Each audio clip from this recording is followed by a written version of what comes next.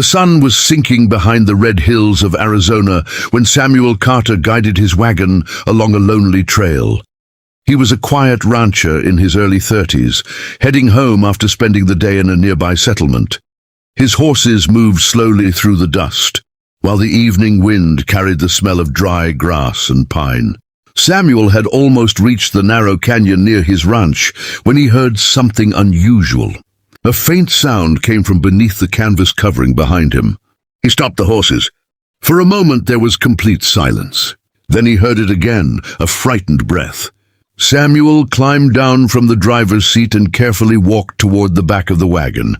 He lifted the canvas and looked inside. Beneath several blankets, a young Apache woman was hiding in the shadows. She stared at him with wide, terrified eyes. Samuel immediately stepped back. "Easy," he said softly. "I'm not going to hurt you." The woman pressed herself against the wooden side of the wagon. Her clothes were dusty, and her dark hair was tangled from traveling.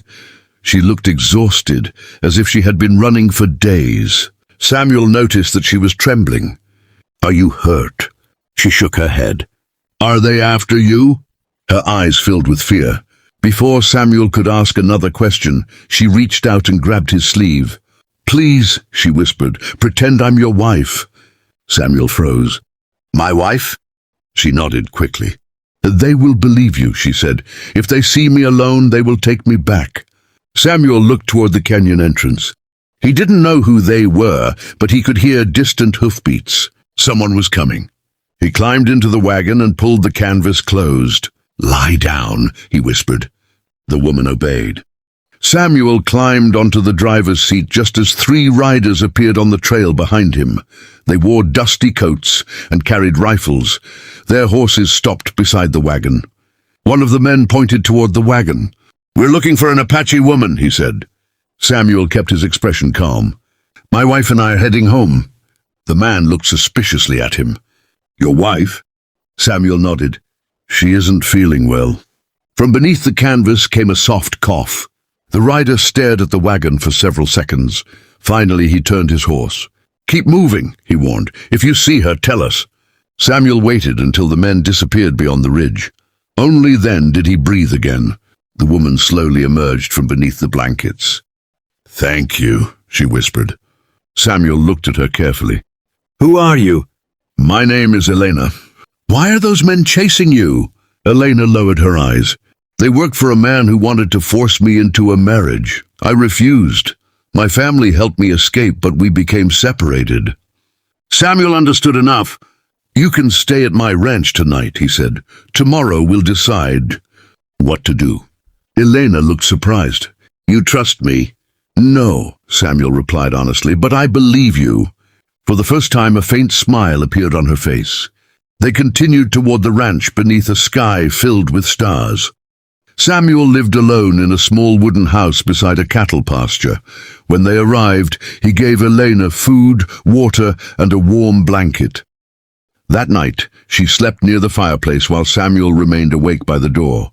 The next morning, Elena told him that her family might be hiding near the mountains. Samuel offered to help her find them, but before they could leave, the same riders appeared again. Samuel quickly stepped outside. One rider pointed at Elena. "There she is!" Samuel stood between them. "She is my wife." The rider laughed.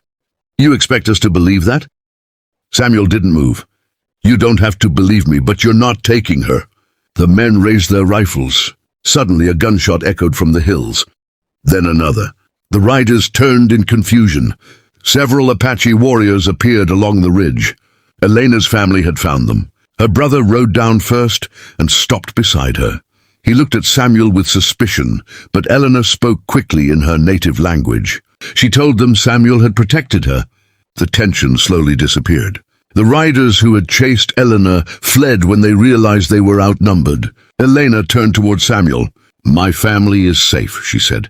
Samuel smiled. "Then you should go home." She looked at him for a long moment. "I thought you wanted me to stay." "I never said that. You didn't have to." Weeks passed. Samuel returned to his ordinary life, but the ranch felt strangely empty without Elena. Then one afternoon he saw a group of riders approaching. Elena was among them. She climbed down from her horse and walked toward him. "My family's going north," she said, "but I came back." Samuel looked at her quietly. "Why?"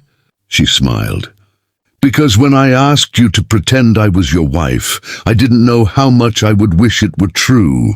Samuel's heart began to race. He stepped closer. "I don't want to pretend anymore." Elena smiled through tears. "Neither do I." The two stood beneath the golden Arizona sunset, knowing that the strange meeting in the wagon had changed both their lives.